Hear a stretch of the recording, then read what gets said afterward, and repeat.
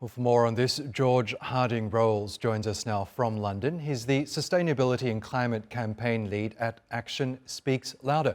Really good to have you with us. It does seem that nothing is too small when it comes to Donald Trump's executive actions, but what seems like a small issue, and that is the bringing in of plastic straws in federal operations, really has quite bigger implications, doesn't it? What's your concern regarding Trump's latest move?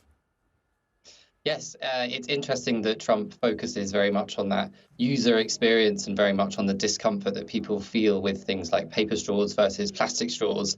But really, the solution here isn't to go back to something that we know harms the planet and that we also have increasing evidence that harms our own bodies, causes endocrine disruption and a variety of different health effects that we're only just beginning to understand more about. That instead, he focuses on this sort of symbolic small element that people can get very frustrated with.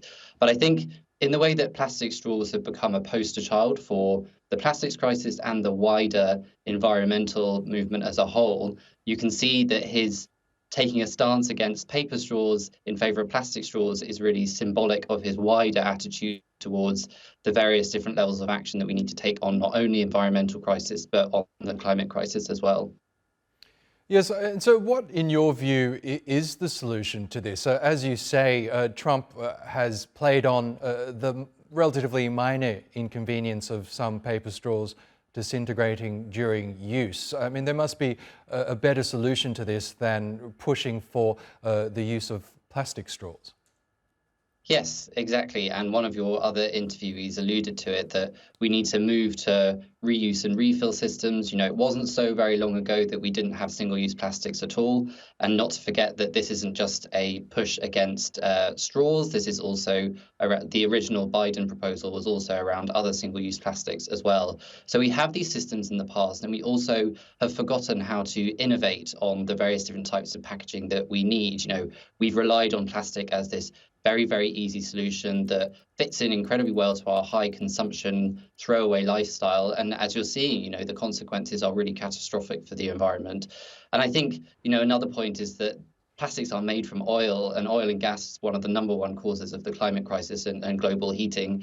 And the fossil fuel industry spent nearly $100 million just on trying to get Donald Trump elected alone. They see that plastics is a lifeline for their continued survival in the future, and they are delighted that there is a pro-plastic president in the White House.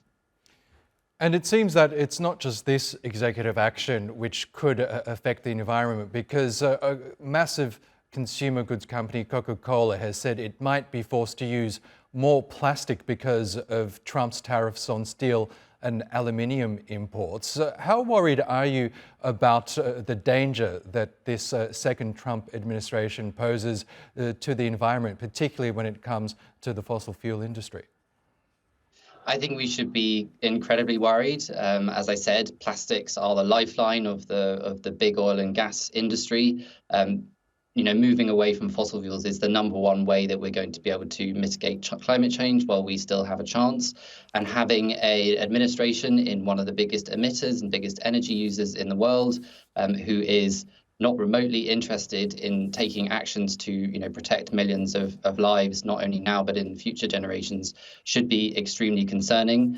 There are obviously positive signs from other countries. The energy transition is always surprising us and moving in a positive direction. And I think we've seen other countries step up in terms of their leadership on the climate, where the US is unfortunately taking a backseat once again. But yes, I think we should be extremely concerned and be very much on our guard. Okay, George Harding-Rolls, we will have to leave it there, but thank you so much again for joining us on the program.